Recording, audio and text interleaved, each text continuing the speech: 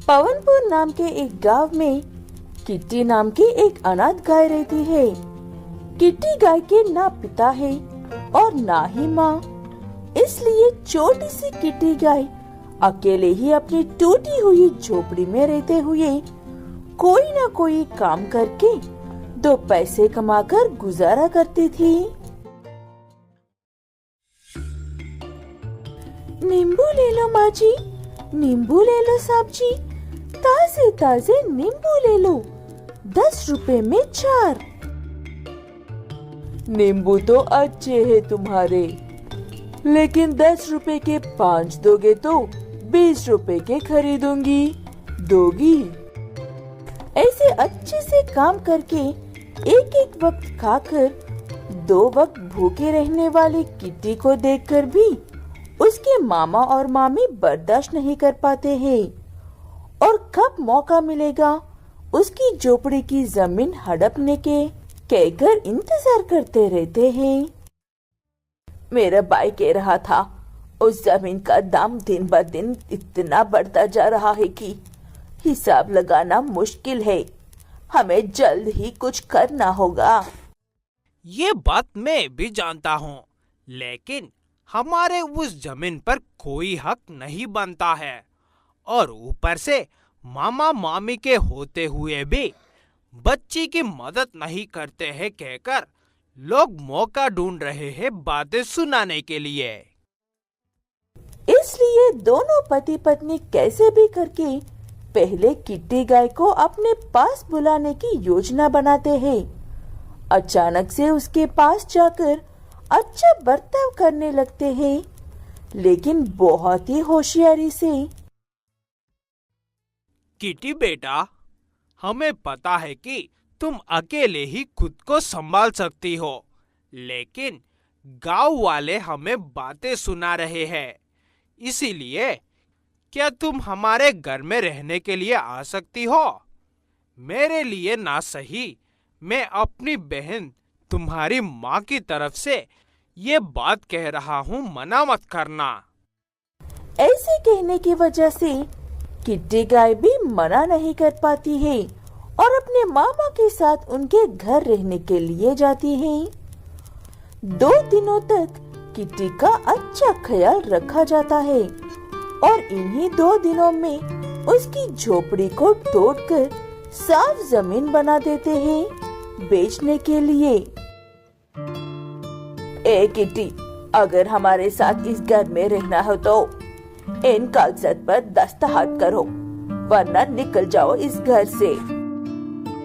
लेकिन ये बेचारी जाएगी कहाँ पर? हमने तो इसकी उस झोपड़ी को भी तोड़ दिया है। आप लोगों ने मेरा घर तोड़ दिया है और अब उसे बेचना चाहते हो? मैंने ऐसे नहीं होने दूंगी। ऐसे कहकर किट्टी गाय वहाँ से चली जाती है और जाकर अपनी जमीन पर बैठ जाती है। तेज धूप में दिन भर वहीं पर बैठी रहती है किट्टी गाय। शाम होते ही मौसम बदल जाता है, तेज हवा और धीरे से बारिश होने लगती है और धीरे धीरे बारिश तेज होने लगती है।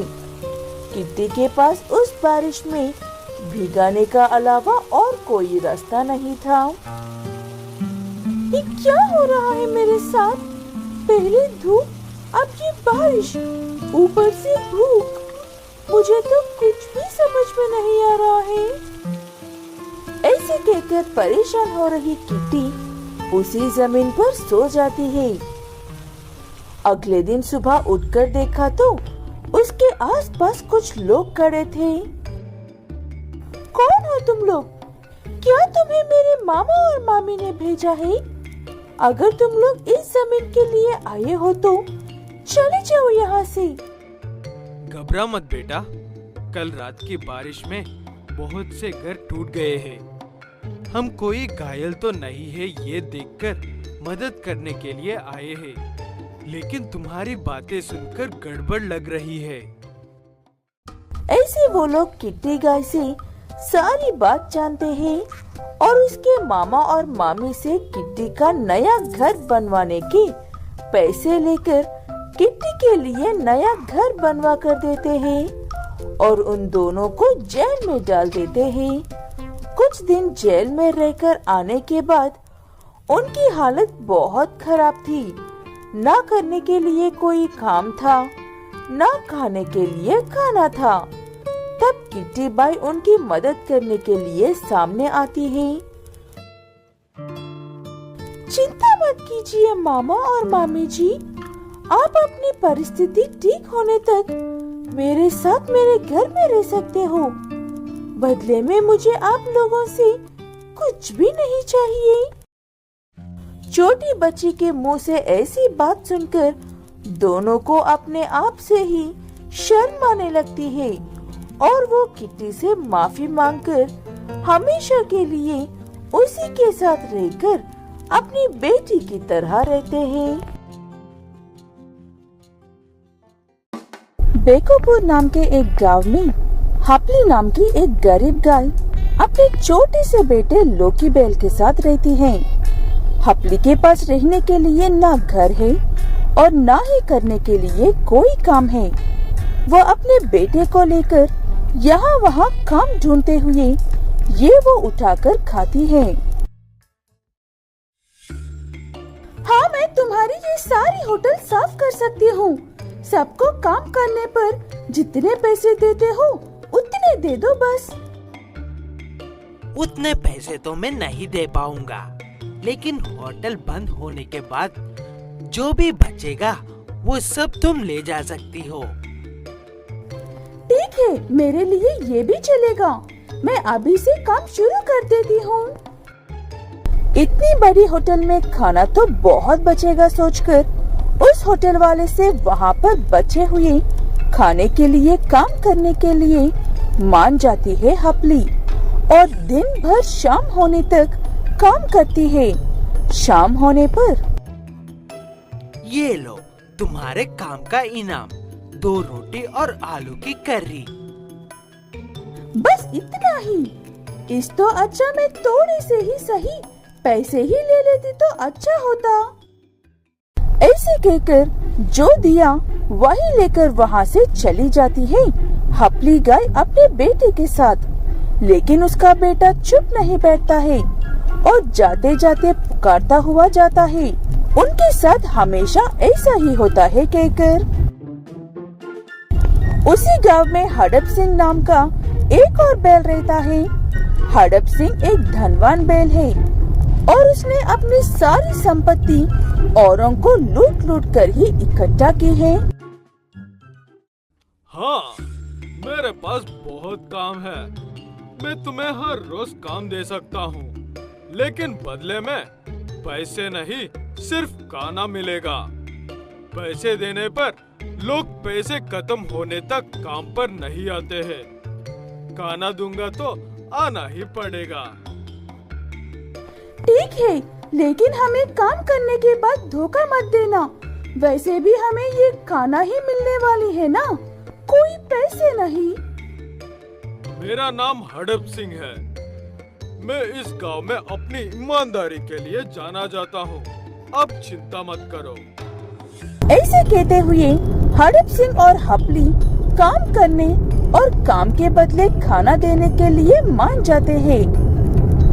हड़प सिंह उनके काम के बदले खाना तो दे रहा था, लेकिन वो खाना उन दोनों में से किसी एक के लिए भी मुश्किल से था।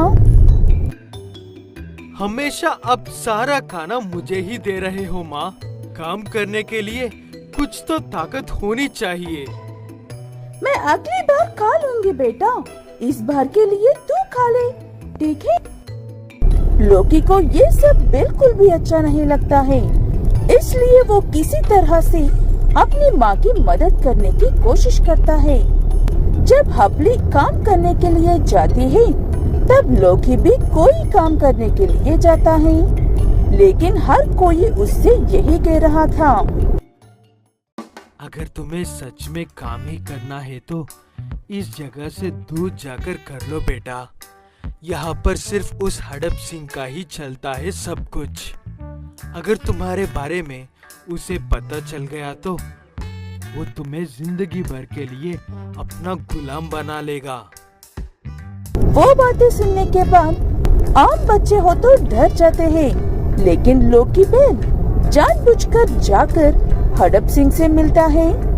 हड़प उसे देखते ही पहचान लेता है और उससे ऐसे कहता है, तुम तो उसी हपली गाय के बेटे हो ना?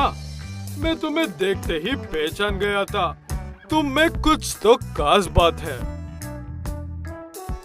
ऐसे कहकर हड़प सिंह लोकी को अपने कुछ काम करने के लिए पास रखता है। वो उसे पैसे तो नहीं देता है, लेकिन वो जो खाता है उसी में से तोड़ा देता है। लोकी वो बचाकर अपनी माँ के लिए लेकर आता है। हपली भी उसे हड़प सिंह से दूर रहने को कहती है, लेकिन पता नहीं लोकी के मन में क्या चल रहा था। कभी कुछ न कहने वाला लोकी भी अपनी माँ को समझाने लगता है। ऐसी हमारी जिंदगी कभी अच्छी नहीं हो सकती है माँ। कुछ सालों का सब्र बस। देखो हम कहां से कहां पहुंच जाएंगे। ऐसे कहकर लोकी हर वक्त हड़प सिंह के साथ रहकर उसकी हर बात अच्छे से जानता और समझता है। ऐसे वक्त गुजारता है और लोकी बड़ा होकर मौका देखकर हड़प सिंह से उसका सब कुछ छीन लेता है। देखा ना माँ, मैंने जो कहा था वो कर दिया। मैंने बुरे इंसान के साथ बुरा किया। हमारा और उससे परेशान हो रहे मासूम लोगों का भला करने के लिए।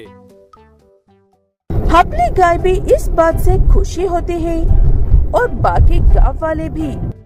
हड़प सिंह के पास अब कुछ भी नहीं है, इसलिए आम लोगों के बीच घूमने पर पता नहीं क्या करेंगे कहकर डर कर दूसरे गांव भाग जाता है।